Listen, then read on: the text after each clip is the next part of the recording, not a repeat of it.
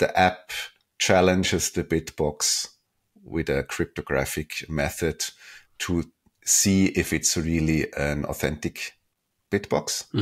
And because only if it has been programmed by us with certain secrets, it can answer the challenge correctly. The only thing where it's really like nothing that can be technically done is where you're like ordering from a fake website, receiving a fake BitBox, downloading a fake BitBox app. So basically you never touch us as a supplier at all.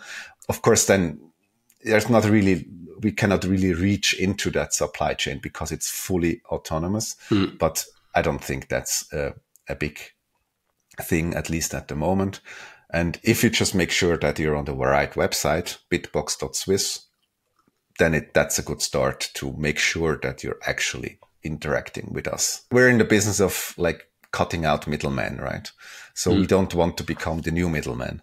So that means if you have your backup, your 12 or 24 words, you're not locked into BitBox at all. You can restore your wallet with every other hardware wallet, even hot wallets, although that's, of course, a different security trade-off. But that's very, very essential, and I think is adhered by most of other vendors as well. The Samurai wallet guys once said you don't need a hardware wallet. Instead, you need just to use an old phone and install a Samurai wallet on it, never connect it to the internet, and use it as an air-gapped cold wallet, and transactions you can execute from another phone. And this way you leave no traces. What do you say to that? What are the advantages and disadvantages here?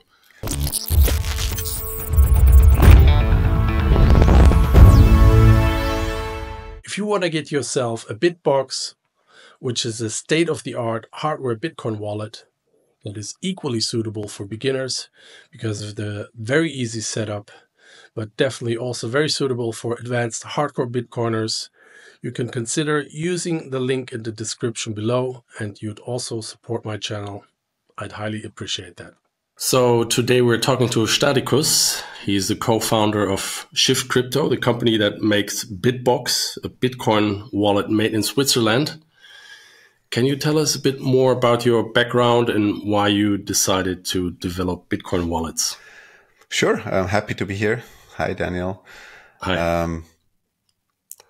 Basically, my Bitcoin journey started when I was working in large corporations and started contributing to open source software, like creating guides for full nodes and stuff like that. And then it just like basically took over my life. And I just knew I had to follow my heart and started with a full node project at BitBox. And that was like years ago. So I couldn't imagine anything else anymore. So I'm not the original founder, but one of the co-founders of the current BitBox company, and mostly taking care of business outreach, product management, stuff like that. So I'm an IT engineer. I think my main skill is to explain complicated stuff in simple terms, but I'm not the hardcore programmer that actually does the firmware programming. I'm not well-versed enough for that. We have specialists for this. Great. And you have a Bitcoin only edition, but you also have a BitBox that supports other cryptos like Ether, Cardano, Litecoin. Do you think there's a future for these coins as well? I think I also always have to separate my personal opinion from like our target audience, because of course we want to build products that we want to use ourselves. But we're also aware that not everybody is born a Bitcoin maximalist. So the BitBox 02, our primary product, the BitBox hardware wallet, comes in two editions, as you mentioned, and we sell about 50-50. They have the same price, it's the same hardware, but they just differ with the firmware that can be loaded onto the device, and you cannot switch the editions. afterwards, because it's also meant to be a security feature, not like other devices where you can just like flash a different firmware without even unlocking the device. So if you're only holding Bitcoin, I would definitely go for the Bitcoin only edition. It's very simple. We try to make the whole user interface as simple and easy as possible, just to further adaption of self-custody, to make it easy and secure for everybody. But of course, if you're not yet sure, if maybe you want to like try out other currencies as well, like Ether or Cardano or whatever, I'm personally not super interested in them, but I'm sure there are use cases. It's just like something else. Then the BitBox Multi Edition is definitely the way to go. And the amount of coins that are actually supported, coins and tokens, is so large, like that we actually have our own little search engine on the website where you can look up your coins just to make sure that the BitBox really supports what you're looking for. Yeah, great. And if a customer like orders a BitBox in a highly unlikely but possible scenario, the shipment gets intercepted on its way to the customer and gets replaced with an entirely different new package with a fake BitBox, fake descriptions, sending the customer to a fake website and download. How do you make sure as a customer that you're not a victim of a supply chain attack? So supply chain security is really a huge part of what we do. There are many, many little precautions that we take. So, for example, if you order in our own web shop, we assume that you're already on the right website, right? So if you order from us, you can check a little box and you'll get an onboarding email series. It's not a newsletter. It's just 5 emails that tell you, like every few days you get a new email, how to check if the product you received has been sealed properly, how to use it, where to download the app. So there's already a direct link. All the BitBoxes that we produce are immediately vacuum sealed. It's not like a super strong security precaution, but we haven't really seen like very high-tech attempts to fake devices yet. We also have precautions for that, but this is mostly to avoid like resellers or whatever, eBay, Amazon, private persons like selling BitBoxes, to just add simple like a package slip, because this is that the low tech attacks are more dangerous, at least at the moment, than really high tech stuff. Just for example, you get a little setup script instructions. These are your 24 words that you need to enter into your BitBox to set up your new wallet. Of course, then the attacker already has control of your whole wallet. So little things like that. Yeah. And the BitBox also has a cryptographic authenticity check. This is more advanced. So every time you connect the BitBox with the companion app, the BitBox app that you can run on your computer or Android smartphone directly, the app challenges the BitBox with a cryptographic method to see if it's really an authentic BitBox. And because only if it has been programmed by us with certain secrets, it can answer the challenge correctly. So this is also that you cannot simply replace a BitBox with a fake BitBox, because you would get a huge red flag alert in the BitBox app. The only thing where it's really like nothing that can be technically done is where you're like ordering from a fake website, receiving a fake BitBox, downloading a fake BitBox app. So basically you never touch us as a supplier at all. Of course, then we cannot really reach into that supply chain because it's fully autonomous. But I don't think that's a big thing, at least at the moment. And if you just make sure that you're on the right website, bitbox.swiss, then that's a good start to make sure that you're actually interacting with us as a company. Yeah. So you make sure you're on the official website. Then you can verify the software you're using with a checksum to ensure you've installed the correct version. The verified software then checks if you're using the correct BitBox. Exactly. And then you're actually good to go, right? Yes. And also the BitBox also checks the software. Is that right? Not checks in this sense that it would show an alert. But we always assume that, and this is basically the main proposal of a hardware wallet, right? The hardware wallet is supposed to make keys secure and usable in insecure environments. And this is why the BitBox never trusts the host system in the first place. Not even the BitBox app. We always assume it's a fake BitBox app. So if you create a receive address, you should always check it on the display of the BitBox, because only the BitBox itself can say with 100% guarantee that this is actually an address that is controlled by your wallet. And the same goes, of course, if you're sending Bitcoin to someone else, you need to check on the device display that the receiving address is correct, the amount is correct, and the fees are somewhat reasonable. And then you sign it, and then there's really nothing a fake BitBox app could do, because you always check everything on the BitBox itself. Yeah, great. And what measures are in place to protect like user privacy, especially concerning data that might be transmitted through the BitBox app or during firmware updates?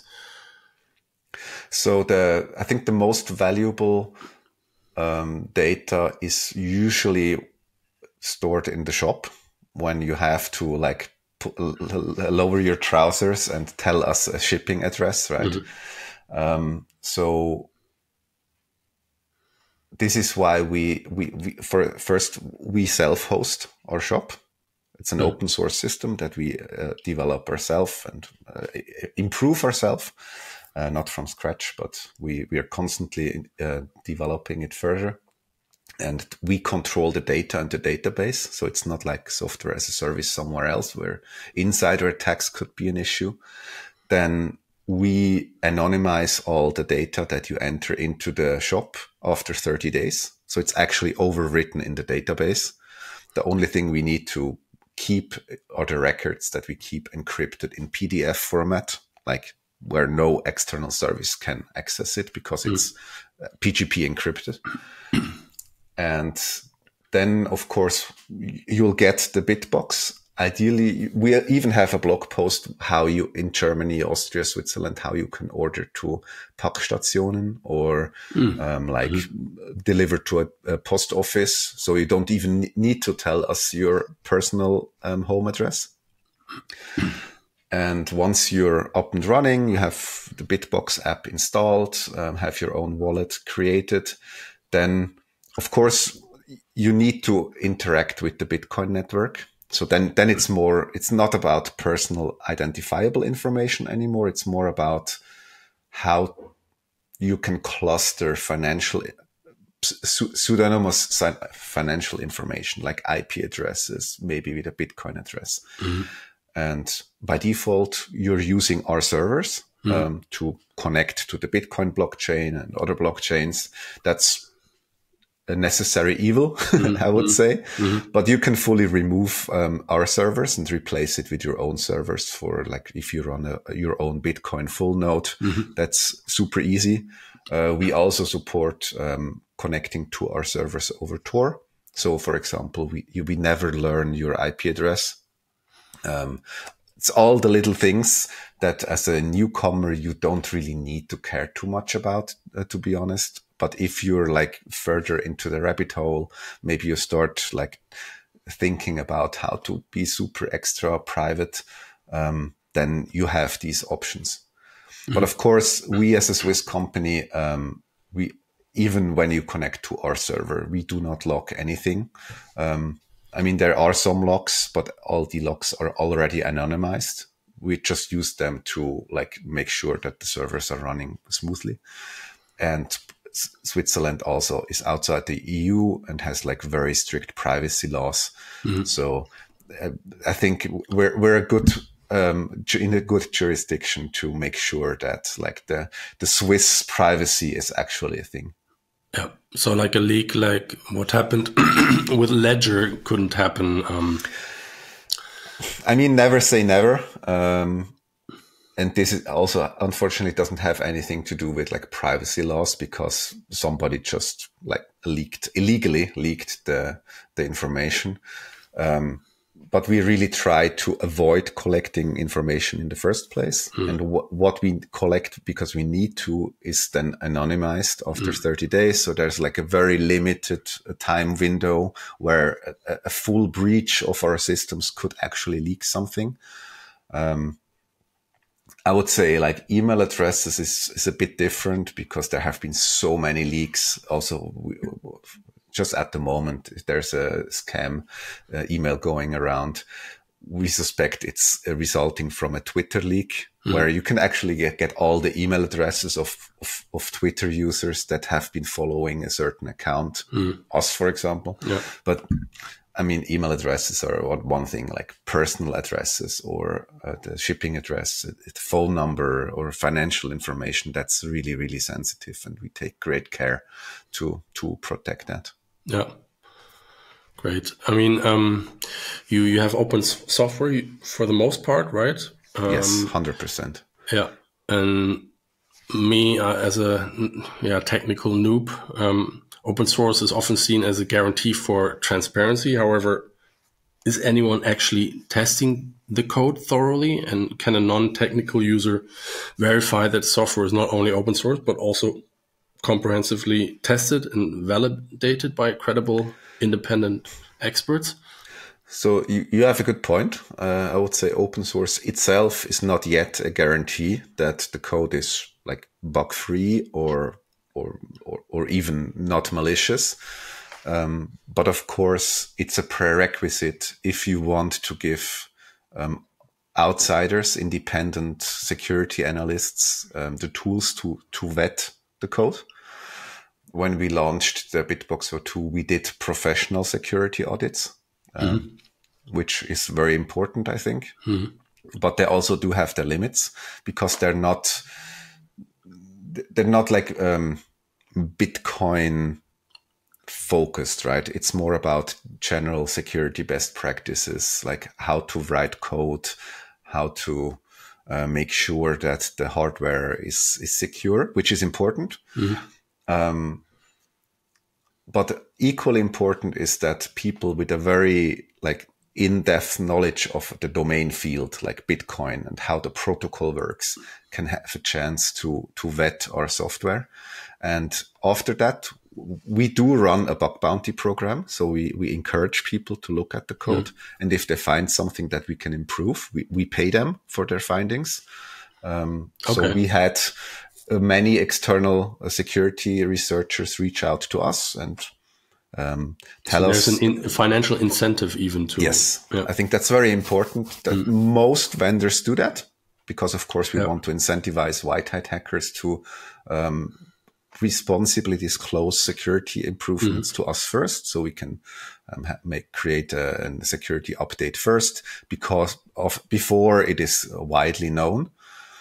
And we didn't have like critical stuff so far, but never say never. And I think it's really important to be very open about that and encourage people to look at that. And if somebody comes up with something that we can improve, like embrace the findings, improve your stuff, and put users first. Unfortunately, that's not always the case in our industry. But we had months where independent people were probably like employees of the month for multiple times in a row, also financially. But it's a good investment, and we really like to get feedback like that. Great. Yeah. And when you buy a BitBox once, you get all the future updates and features for free. Is that right? Yeah, for us as a business, it's kind of challenge. So we're building freedom technology. So sovereignty is one of our claims. So we want to give you full freedom and sovereignty over your own finances. So that basically already rules out that you need to subscribe to us as a service, right? Because then we can basically just stop the product working, which is an absolute no-go.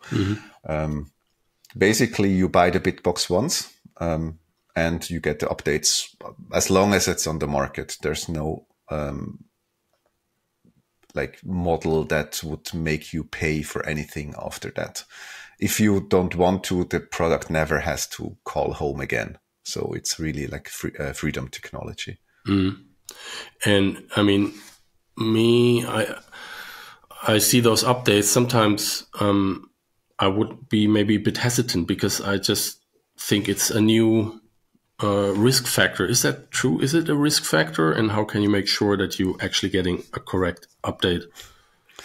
So the updates themselves, they're secure because the BitBox only runs firmware that is cryptographically signed by us.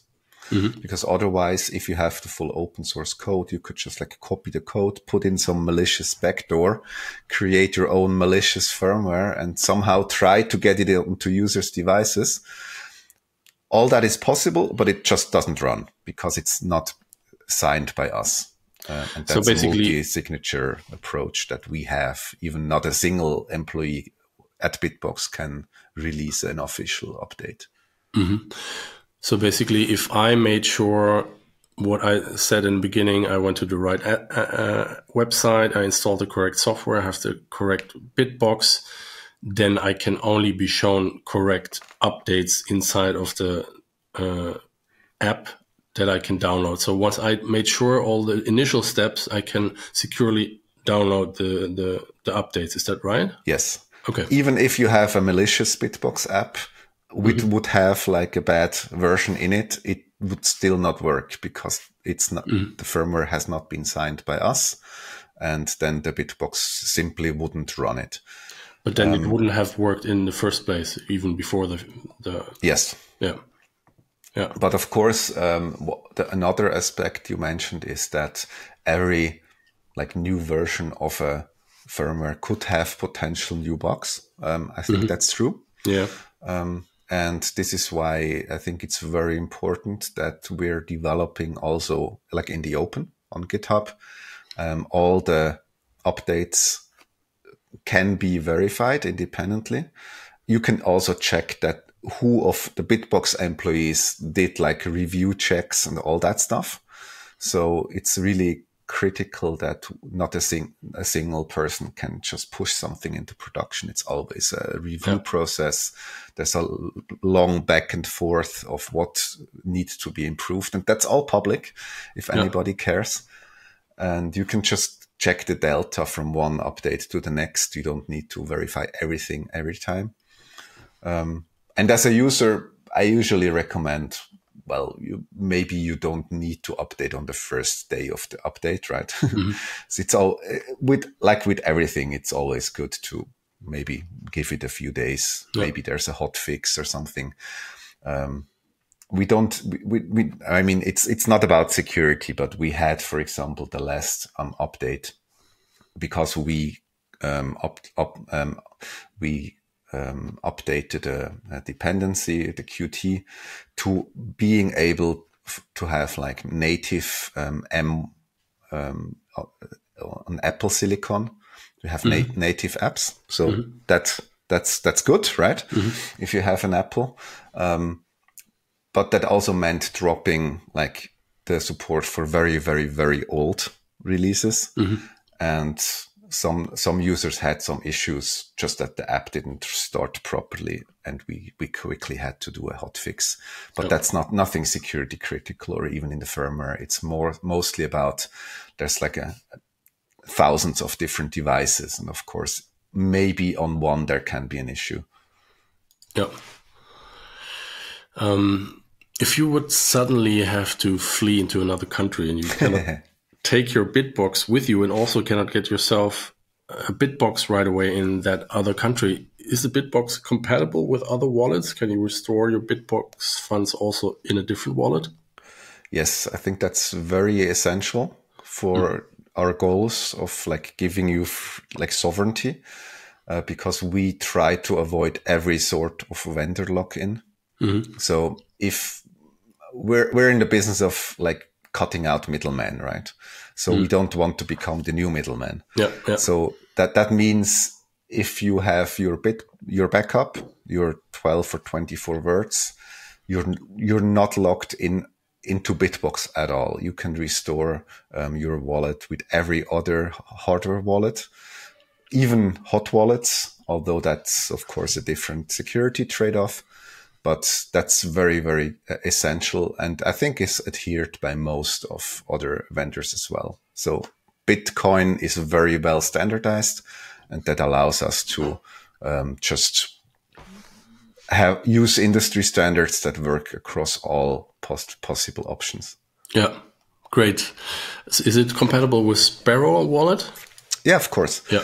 So but there you need to like say, okay, you can basically import the seed into Sparrow wallet. That works. But then you have a hot wallet. But you can also use the BitBox as a signing device together with Sparrow wallet. If you just want the features, for example, Sparrow wallet, we also have on our blog quite a few articles for Sparrow, Electrum, Spectre wallet. For example, if you want to have a multi-sig wallet, which is a feature that is native to Bitcoin, but is not in scope for the BitBox app, because we're focusing more on like beginners and try to keep it simple. But if you want to have a multi-sig wallet, there are great third-party wallets available like Sparrow that are specialized in this. And then you can seamlessly add your BitBox as a signer and just use all the features of Sparrow wallet while still keeping the keys secure and offline in your BitBox.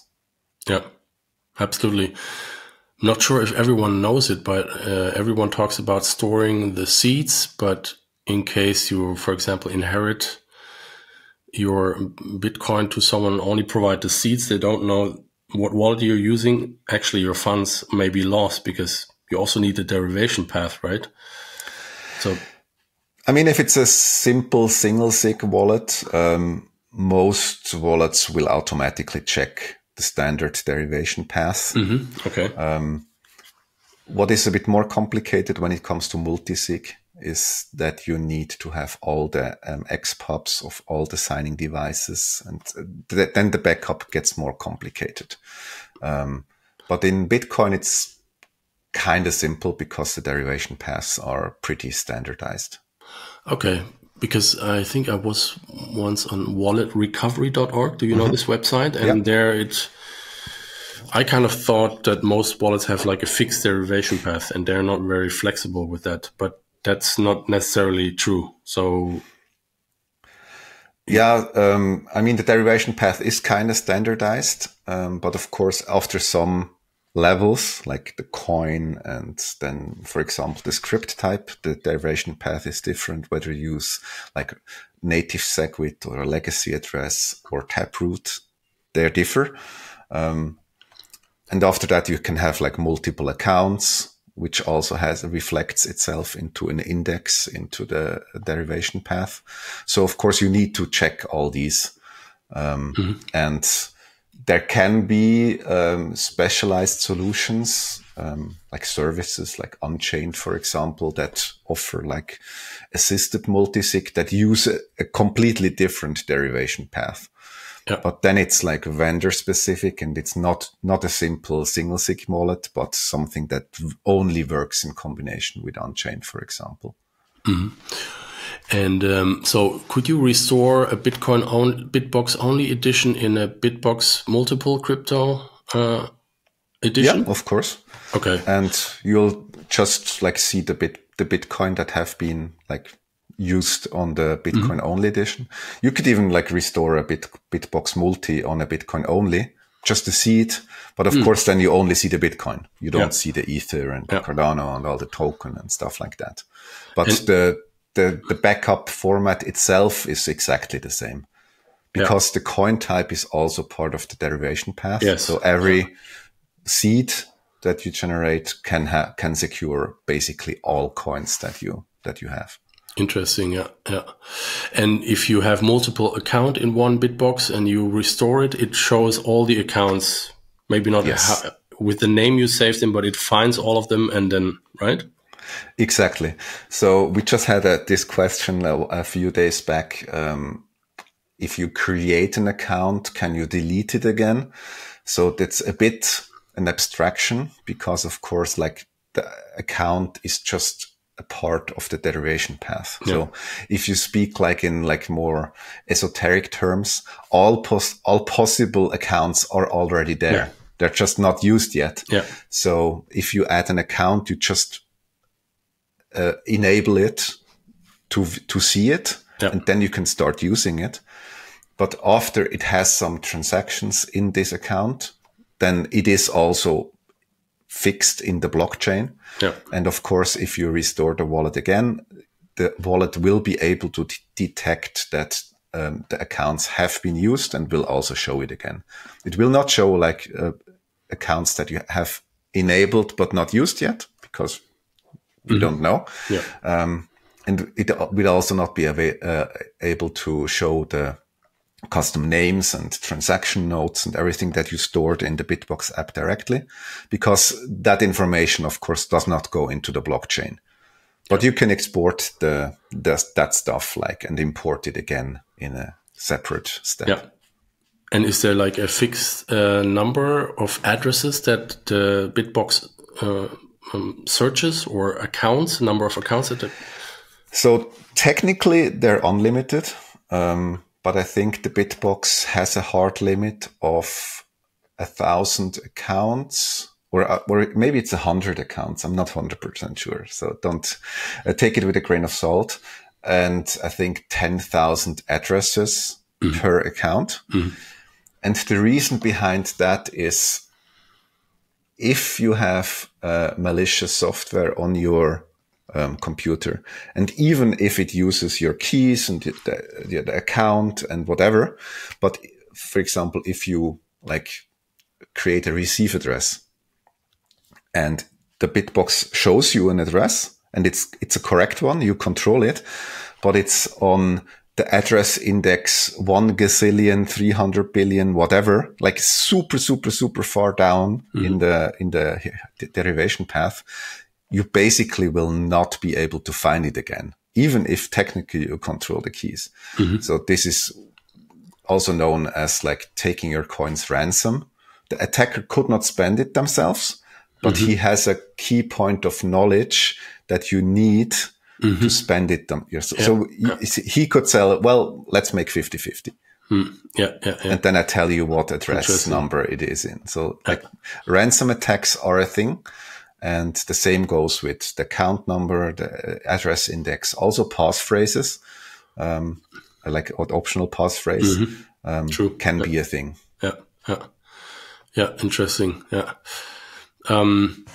The Samurai wallet guys once said you don't need a hardware wallet. Instead, you need just to use an old phone and install a Samurai wallet on it, never connected to the internet, and use it as an air-gapped cold wallet. And transactions you can execute from another phone. And this way you leave no traces. What do you say to that? What are the advantages and disadvantages here? I mean, it's good that there are many options out there. I always think there should be free options and open source options that you can just install on existing hardware. Seed Signer is also a very interesting project in that regard, because you can maybe get parts that in a country where you simply cannot buy a hardware wallet, you maybe be able to buy a Raspberry Pi. But of course, one should also be like aware of the security trade-offs, because even if like an air-gapped wallet is technically secure, it's also super complicated to set up, and it's very easy to compromise your security with a user error. So we see that a lot I mean, we have first world experience, right, from our support desk, what issues our customers have. And the issue number one is passphrases. And technical people would always argue, well, you just need to know a bit what a passphrase is, and then it's really not that difficult, which might be true, but in reality, it's support issue number one. So people really lock themselves out of their wallet because they don't understand how an optional passphrase works. And they forget it and don't take it as seriously as the keys. Exactly. Or make a little typo or freak out if they enter a wrong one and the wallet is empty. Right. It doesn't take much. And now you go to such a person and tell, okay, now you need to download the software onto an old Android phone, then you really need to secure it, cryptographically check if you have the original hardware with a checksum. You need to never go online. You need to scan QR codes and all that stuff. I mean, there's the Glacier protocol, which goes to great length of having hardware redundant, take out the networking card, all that stuff. But it will be much, much more expensive if you do it for real than just buy a hardware wallet. So I think while it's interesting and important, it's not an advice I would give regular people. Yeah, interesting. You have new features, right? I think you bring out always new features regularly. The latest was silent payments, right? Yeah. Could you briefly explain what that is? Sure.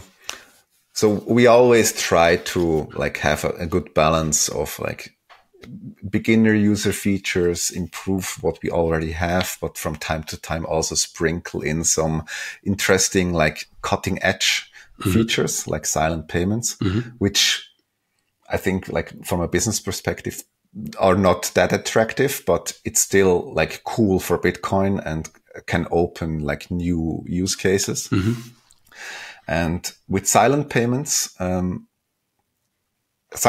in general allow users to create a static address, or a QR code that you can simply put on your website. Yeah. And then people can pay you with Bitcoin.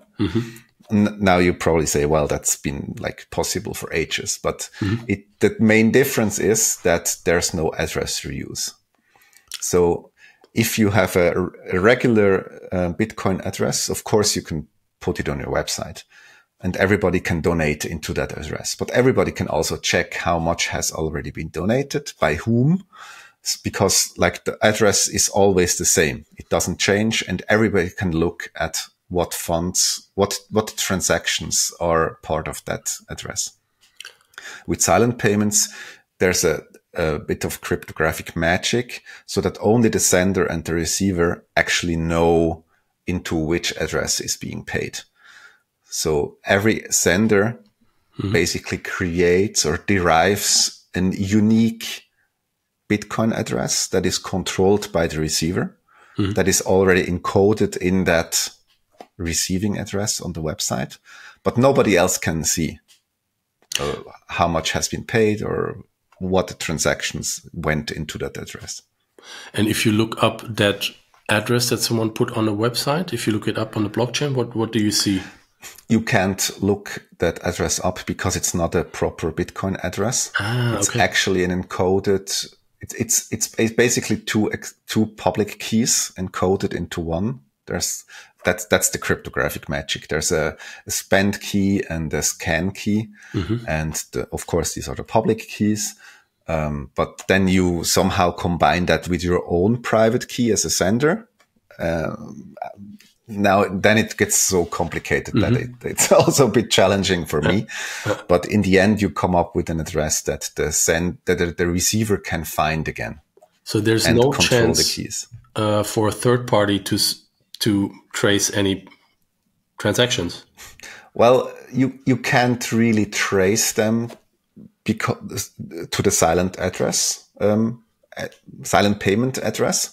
Of course, in the end, you have a very regular Bitcoin transaction, which is pseudonymous as every other transaction. It's just much harder to cluster this information, and you cannot tie it back to the silent payment address.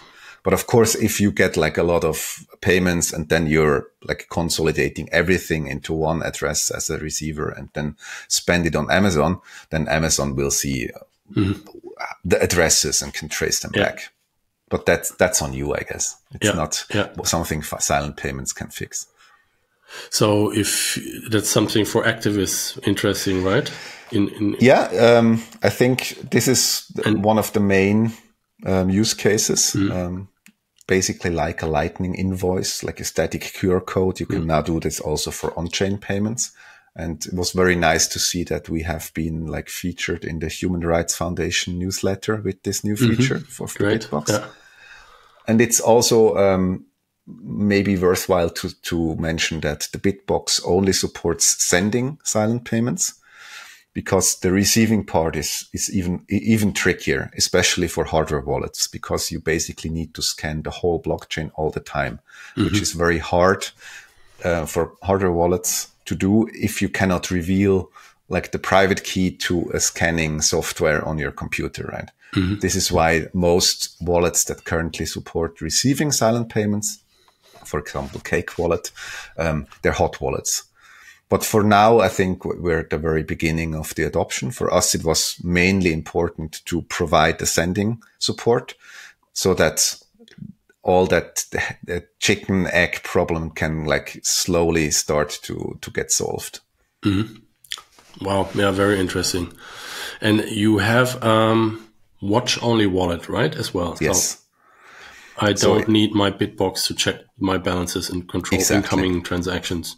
So by default, if you like plug the BitBox into your phone, do I have one here somewhere? Like just like this, right? So it's USB-C, and you can just plug it directly into your phone. You will need to unlock it to see how much you control in your wallet. But as an opt-in feature, that's also very important privacy-wise, we don't have it active by default. Yep. You can go into the settings and say, just activate Remember Wallet. Yeah. And then if you plug out the BitBox, the balance stays. Yeah. If it's not activated, it basically just like the screen is empty again. But if you have Remember Wallet, you can still check. Of course, you cannot spend your coins because you always need the private keys that are only on the BitBox to spend Bitcoin. But at least you can see and check, for example, if somebody paid you without connecting the BitBox. Yeah. Great. And you have also a Lightning integrated?